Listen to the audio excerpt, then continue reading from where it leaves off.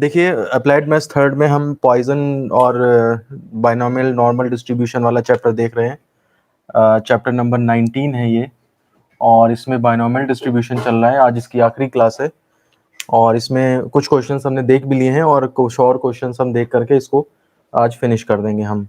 फिर कल से हमारा जो है वो पॉइजन डिस्ट्रीब्यूशन स्टार्ट होगा। मैक्सिमम 2 दिन की क्लास उसकी भी है और नॉर्मल डिस्ट्रीब्यूशन में भी 2 दिन की क्लास है। फिर आपका सिलेबस जो है वो ख़त्म हो जाएगा पूरी तरह से। तो अब आप ये देखिए कि क्वेश्चन जो हम नेक्स्ट ले रहे हैं वो है किसी द्विपद बंटन के लिए कथन की सत्यता जांचें। माध्य 5 तथा मानक विचलन 3 है। क्वेश्चन का मतलब यह है कि आपको कोई भी डिस्ट्रीब्यूशन दिया है, मतलब q plus p to the power n, ये इस तरह से आपको डिस्ट्रीब्यूशन दे दिया है बाइनोमियल डिस्ट्रीब्यूशन। तो इसका मीन जो है माध्य आपका 5 बता रहा है और मानक विचलन जो है वो 3 है। तो ये कथन सत्य है या नहीं, मतलब सत्य होने ना होने, होने या ना होने का मतलब है कि क्या ये पॉसिबिलिटी है कि किसी द्विपद बंटन का माध्य 5 हो सकता है और मानक विचलन 3 हो सकता है। ये दोनों चीजें किसी द्विपद बंटन के लिए एग्जिस्ट कर सकती हैं या नहीं। अगर ऐसी एग्जिस्ट कर सकती हैं तो ठीक है, उस कथन सत्य है, और अगर नहीं एग्जिस्ट कर सकती हैं तो कथन नहीं सत्य है।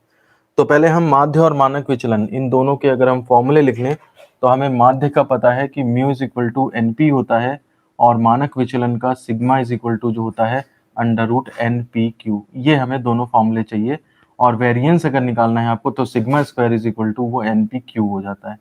ये फॉर्मूले हमने पिछली क्लास में देख लिए थे। तो अब देखिए फर्स्ट पार्ट हम इसमें करते हैं। माध्य 5 दिया है तो म्यू इज इक्वल टू 5 यानी कि n p is equal to 5। ये आपके पास इक्वेशन नंबर 1 बन गई। इसके बाद मानक विचलन आपको 3 दिया है तो अकॉर्डिंग टू फर्स्ट कंडीशन, ठीक है, अकॉर्डिंग टू फर्स्ट कंडीशन हमने ये इक्वेशन बना ली। अब अकॉर्डिंग टू सेकंड कंडीशन, अच्छा द्विपद बंटन दे रखा था तभी मैं वो वाले फॉर्मूले इस्तेमाल कर रहा हूँ, ठीक है। अकॉर्डिंग टू सेकंड कंडीशन क्या है, मानक विचलन 3 है यानी कि सिग्मा इज इक्वल टू 3 है, यानी कि under root N P Q is equal to 3 है, स्क्वायरिंग बोथ साइड, तो आपके पास N P Q is equal to जो है वो 9 आ जाएगा, इक्वेशन नंबर सेकंड। अब देखिए इनसे आप कुछ चीजें निकालिए और देखिए क्या वो चीजें एग्जिस्ट कर पाती हैं या नहीं कर पाती हैं। उससे आपको पता लगेगा कि हमारा स्टेटमेंट सही है या नहीं। तो हम क्या करते हैं, एनपी ये मिक्स है, या तो इसकी वैल्यू वहां से यहाँ डाल दो या डिवाइड कर दो, कुछ भी कर लो। Dividing second by first, proper way तो यही है कि हम लिखें डिवाइडिंग सेकेंड बाई फर्स्ट। तो देखिए n P q upon n p ये इज इक्वल टू 9/5 हो जाएगा। यहाँ से एन पी कैंसिल और q इज इक्वल टू 9/5 का मतलब ये हो गया जाकर के आपका कितना, 5 1 जा 5 और 1.8 आ गया। अब देखिए q क्या है, अगर आप चाहो तो q को यहाँ रख दो, p भी निकाल सकते हो, ठीक है ना। लेकिन आप यही देख लीजिए कि q जो है हमारी प्रोबेबिलिटी होती है असफलता की, और वो प्रोबेबिलिटी ग्रेटर देन 1 निकल रही है, जबकि हम मालूम है कि प्रोबेबिलिटी जो होती है वो 0 से 1 के बीच में होती है, ठीक है ना, जो कि असंभव है, ठीक है ना। और जो कि असंभव है इसका मतलब ये डेटा जो हमें दिया गया है ये किसी द्विपद बंटन के लिए नहीं एग्जिस्ट कर सकता, क्योंकि उस द्विपद बंटन के अंदर सफलता की प्रायिकता फिर मोर देन 1 निकल आएगी, जो कि असंभव है, क्योंकि प्रायिकता किसी घटना की प्रायिकता सदैव 0 व 1 के बीच में होती है, ठीक है ना। तो इसका मतलब अतः दिया गया कथन असत्य है। कंप्लीट करिए, बहुत आसान क्वेश्चन है, 1 नंबर में या 2 नंबर में आ सकता है, ठीक है ना। तो और ये बोर्ड में भी आया हुआ क्वेश्चन है, आप देखिए एक पार्ट कभी और आया है, एक पार्ट कभी और आया है, जाहिर सी बात है ये 1 या 2 नंबर में ही आया होगा। चलिए मैं इसी में कर देता हूँ। अब सेकेंड पार्ट देखिए क्या होगा। फर्स्ट कंडीशन क्या दे रखी है, माध्य 2 है तो म्यू आपने 2, ये 2 कर लिया। मानक विचलन 5 है, ये 5 कर दिया यहाँ पे, तो स्क्वायरिंग बोथ साइड तो ये 25 हो जाएगा। डिवाइडिंग सेकेंड बाई फर्स्ट तो 25/2, अरे तो और ज़्यादा आ रहा है, ये तो 12 पॉइंट समथिंग 5 आ रहा है, जो कि असंभव है क्योंकि किसी घटना की प्रायिकता सदैव 0 व 1 के बीच होती है, अतः दिया गया कथन असत्य है। तो इस तरह से हमारा सेकंड पार्ट भी बिल्कुल उसी के ऊपर बेस्ड था। ये दोनों पार्ट्स जो हैं वो अलग अलग ईयर्स में बोर्ड में आए हुए हैं, और जाहिर सी बात है 1 या 2 नंबर में ही आएंगे, ज़्यादा में नहीं आएंगे, लेकिन आसान क्वेश्चन है, मतलब इस हिसाब से देखा जाए तो। देखिए अगला क्वेश्चन देखिए, बोर्ड में आया हुआ ये भी एक बार, और इसका टाइप दूसरा है, इसी पर बेस्ड, आसान भी है।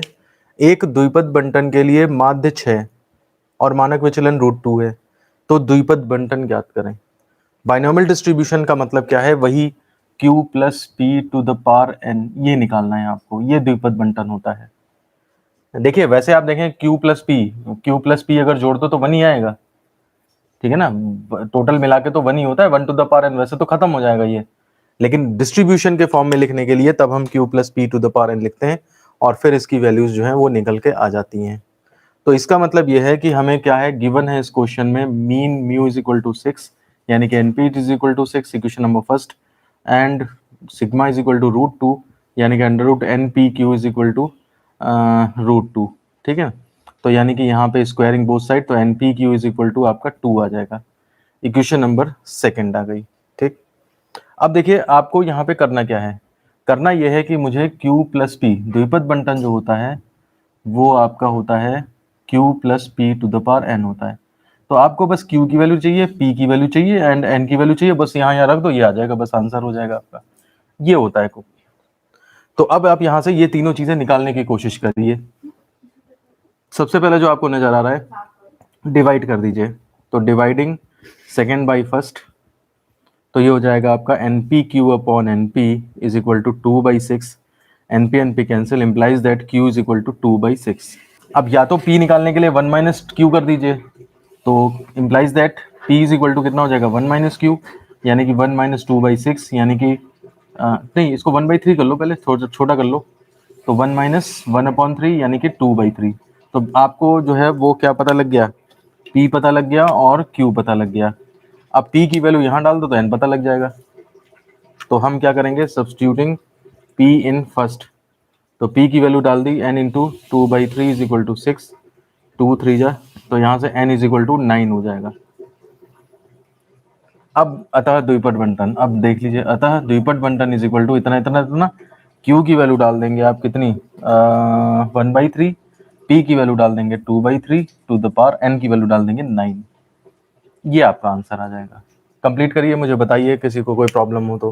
वैसे बहुत आसान है, आप देखिए टोटल करेंगे 1 आएगा, 1 इंटू 1 टू द पावर 9 1 ही आएगा, सब खत्म हो जाना है। लेकिन तब भी डिस्ट्रीब्यूशन है ये आपको कितना फायदा दे रहा है, आप ये सोचिए। बर्नौली ने ये इसका पता लगाया था। देखिए एक्सरसाइज के वीडियोस जो पुराने चैनल पे थे वो मैं धीरे धीरे डालता जा रहा हूँ, ठीक है ना। आप लोग रिवाइज करते रहिए और एक्सरसाइज के क्वेश्चंस देखते रहिए, उसमें वीडियोस में किस तरह से कौन सा किया गया है, क्या किसमें ट्रिक है। क्योंकि जब एग्जाम आ जाएगा ना आपके सर पे, तो आप एक क्वेश्चन को लगा के नहीं देख पाओगे, आप क्वेश्चंस की टेक्निकलिटी देखेंगे केवल, कि इस क्वेश्चन में ये था, इस क्वेश्चन में अगर ऐसे कर दें तब जाके सॉल्व हो पाएगा, इस क्वेश्चन में ये ट्रिक है, अगर ये आ जाएगा तो मैं ऐसे करूंगा, अगर ये आ जाएगा तो मैं ऐसे करूंगा। इस तरह से एक आपको दिमाग में रूपरेखा बनानी पड़ेगी, तब जा करके आप कर पाओगे। आप ये सोचते हो कि एग्जाम की प्रैक्टिस का मतलब होता है कि आपने जैकोबियन के 2 क्वेश्चन कर लिए, 2 क्वेश्चन उसके कर लिए, 2 उसके कर लिए, 2 उसके कर लिए, आपके हो गए प्रैक्टिस। वो प्रैक्टिस नहीं होती, उसमें तो आप वही 2 सॉल्व कर रहे हो, बाकी क्वेश्चंस में क्या क्या अलग अलग है, अगर वो आ जाएगा तो आप ये देखिए, अगर एग्जाम में अगर आ गया कोई क्वेश्चन और पढ़ा हुआ है आपका, तो आपने उसको ढंग से अगर उसका मेथड देख रखा है तो आप सॉल्व कर ले जाओगे। अगर आपने केवल एक बार प्रैक्टिस करके छोड़ दिया है और उसे दोबारा से नहीं किया है, तो एग्जाम टाइम में उसको कर पाना बहुत मुश्किल होता है। तो इसलिए सब सारे क्वेश्चंस लगभग लगभग लगभग एक बार नजर में आए हों, तब एग्जाम देने जाएंगे आप, तब सारे क्वेश्चन लगा पाएंगे। देखिए एक बार बोर्ड में क्वेश्चन आया था, लेकिन बहुत पहले आया था, ठीक है ना। लेकिन इस तरह के क्वेश्चंस जो है वो चाहें तो वो दे सकते हैं, चांसेस वैसे कम हैं। देखिए ये है, यदि किसी चर के मान क्रमशः 0 1 2 3 सो ऑन n है और बारंबारताओं के मान क्रमशः द्विपद गुणांकों 1, nc1, nc2, nc3, ncn के अलग अलग समानुपाती हैं, तो सिद्ध करें कि माध्य n/2 है। आप देखिए 1 का मतलब भी nc0 ही होता है। तो बारंबारता दे रखी है, बारंबारता मतलब फ्रीक्वेंसी हो गई आपकी f, यानी कि हो गई, और चर यानी कि वेरिएबल आपका यानी कि r हो गया। कहने का मतलब है बारंबारता कितनी बार आ सकता है वो, तो इसके समानुपाती है। मतलब प्रायिकताएं एक तरह से दे रखी हैं ये, तो इतनी बार आ सकता है, 0 आने के चांसेस, 1 आने के चांसेस, 2 आने के चांसेस, 3 आने के चांसेस। वही है जैसे मान लिया आपने n सिक्के उछाल दिए, तो 0 बार हेड आने के चांस, 1 बार हेड आने के चांस, 2 बार हेड, तो अलग अलग उनकी बारंबारताएं दी हैं। तो सिद्ध करें कि माध्य n/2 है। तो देखिए माध्य कोई ऐसा तो है नहीं कि हमें द्विपद बंटन दिया है डायरेक्ट क्यू पी और एन दे दें तो हम यहाँ पे माध्य का formula mu is equal to n p लगा दें, वो नहीं होगा। यहाँ पे डिटेल्ड प्रोसीजर ही किया जाएगा। तो कैसे किया जाएगा, ध्यान दीजिए, हम एक टेबल बनाएंगे जैसे वही 10th क्लास में हम बनाते थे और हमने डेरिवेशन के टाइम भी देखा है। एक तरफ हम लिख लेंगे चर और एक तरफ उस पर बारंबारता लिख देंगे।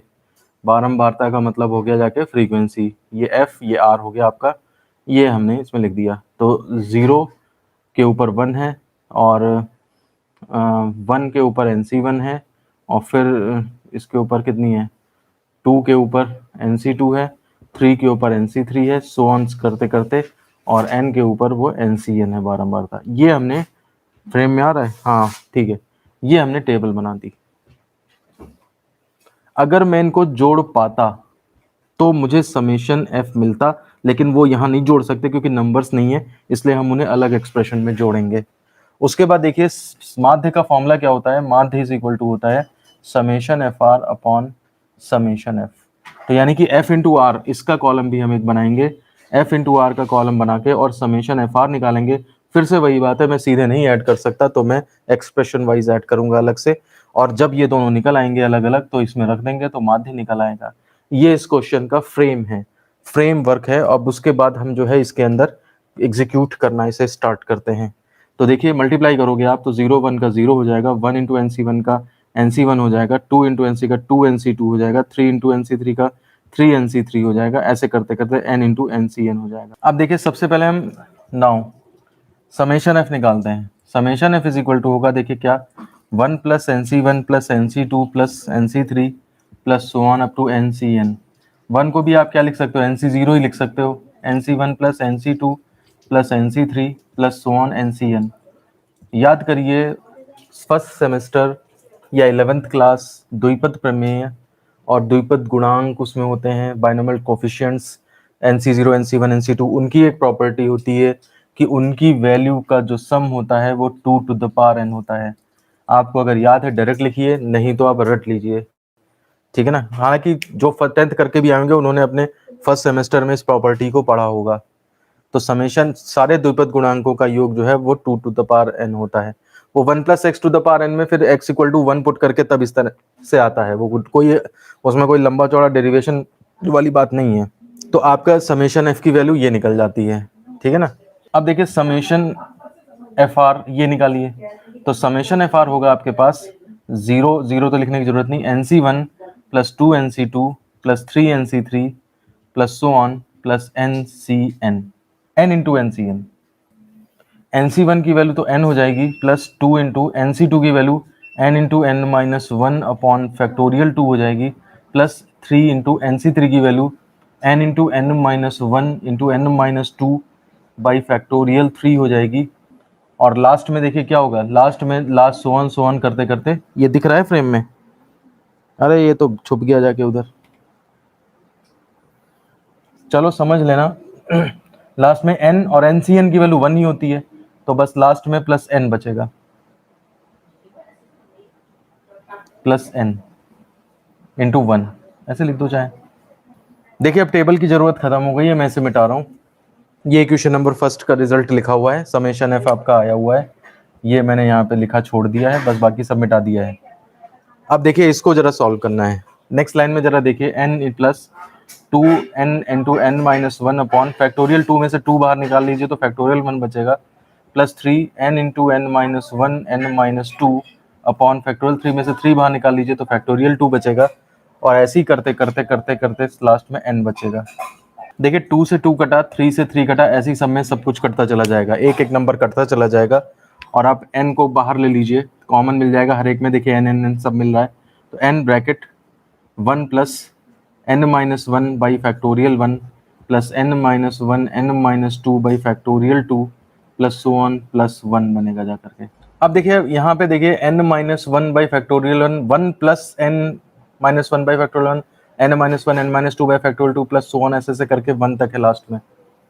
आप ऐसे समझिए n और ब्रैकेट में ये आपका n माइनस 1 c 0 कर दूं अगर मैं, तो देखिए 1 ही आएगा, प्लस n माइनस 1 c 1 कर दूं तो देखिए यही आएगा, प्लस n माइनस 1 c 2 कर दूं तो देखिए यही आएगा, n minus one, n minus एक और वन कर दीजिएगा तो n minus two, plus so on करते करते, और लास्ट में भी आपका n minus one C n करोगे तो भी वन ही आएगा। कहने का मतलब है ये द्विपद गुणांकों का ही योग है, लेकिन बस n की जगह क्या है, n माइनस वन है। तो मैं इसकी वैल्यू सीधे लिख सकता हूँ, जैसे वो n अगर nc0 nc1 nc2 होते हैं तो मैं 2 टू द पावर n लिख देता हूँ, तो इसकी वैल्यू मैं क्या लिख दूंगा, n की जगह n माइनस वन, तो 2 to the power n minus one, ये चीज आएगी आपकी। ये प्रॉपर्टी होती है अनमोल, n minus one C zero, n minus one C one, N C zero N C, द्विपद गुणांकों का योग 2 टू द पावर n होता है। तो यहाँ पे द्विपद गुणांकों में n नहीं लगा हुआ है, n माइनस वन लगा हुआ है, तो मैंने 2 टू द पावर n में n की जगह n माइनस वन रख दिया, तो 2 to the power n minus one आ गया। यहाँ पर जैसे 2 आया था ना, तो N C zero N C one थे, यहाँ पर n minus one C zero, n minus one C one ऐसे कर गए हैं, तो 2 की पावर n की जगह n माइनस वन रख दिया मैंने। ऐसा करना, फर्स्ट सेमेस्टर की मैथ्स देख लेना थोड़ी, बायनोमियल थ्योरम, तो क्लियर हो जाएगा। एक्चुअली ऐसा होता है ना, तुम लोग जैसे ये सिलेबस पढ़ रहे हो और हम जो है वो इसके साथ साथ वो फर्स्ट ईयर भी पढ़ा रहे हैं, तो इसलिए हमें तो टच में रहता है, तुम लोग थोड़ा सा मिस कर जाते हो उस चीज़ को, है ना। तो देखिए अब समेशन एफ भी आ चुका था और समेशन एफ आर भी मैंने निकाल लिया इक्वेशन नंबर सेकंड में। अतः माध्य निकालते हैं अब, तो माध्य इज इक्वल टू होगा जा करके summation F are upon summation F. तभी मैंने आपको, ध्यान दीजिए, मैंने शुरुआत में जाके फॉर्मूले क्यों बताए थे, फॉर्मूले इसीलिए बताए थे ताकि कभी कोई क्वेश्चन ऐसा भी आ सकता है कि जिसमें आपको अंदर डिटेल में करके फिर माध्य निकालने के लिए बोल दे। अब आप उसमें फिर यहाँ पे कोई तरीका नहीं रहता। अगर हम सिंपल चुपचाप m mu is equal to n p पढ़ लेते और अपना काम चला लेते, तो अगर पेपर में ये क्वेश्चन आता तो हम कुछ भी नहीं कर पाते, ठीक है ना। तो समेशन एफ आर, अब ऐसे में यह है कि आप छोटा मोटा क्वेश्चन अगर इस तरह का आ जाएगा तो उसे हैंडल कर ले जाओगे, कोई ऐसी बात नहीं है। तो ये आप वैल्यूज रख देंगे substituting from first and second, तो ये हो जाएगा समेशन एफ आर की वैल्यू, आप ये ब्रैकेट क्यों लग जाता है बार बार, समेशन एफ आर की वैल्यू आप n into two to the power n minus N रख दी, और समेशन एफ की वैल्यू आपने 2 टू द पावर n रख दी, ठीक है ना। अब इसके बाद इसको थोड़ा सा सॉल्व कर लो, ये हो जाएगा आपका n, और ये इसको नीचे ले जाओ तो 1 upon 2 to the power n, और पावर माइनस में आएगी तो माइनस n प्लस वन, तो ये आपका हो जाएगा n कैंसिल, तो n into one by two यानी कि n बाई टू। यही आपको लाना था कि माध्य n बाई टू है, और यही आपका आ गया। देखिए, तो बस द्विपद गुणांकों वाली बात थी इसमें, जो थोड़ा सा आपको अजीब लग रहा होगा, अदरवाइज क्वेश्चन जो है वो सिंपल था, ठीक है। तो इस तरह से हमने जितने क्वेश्चंस इंपॉर्टेंट थे कराने थे आपको, अब तो सारे ही क्वेश्चन हो चुके हैं जो बोर्ड में आए हुए हैं, तो इस वजह से अब ये आपका कोई क्वेश्चन इतना इम्पॉर्टेंट नहीं बचता है इस बाइनोमियल डिस्ट्रीब्यूशन में।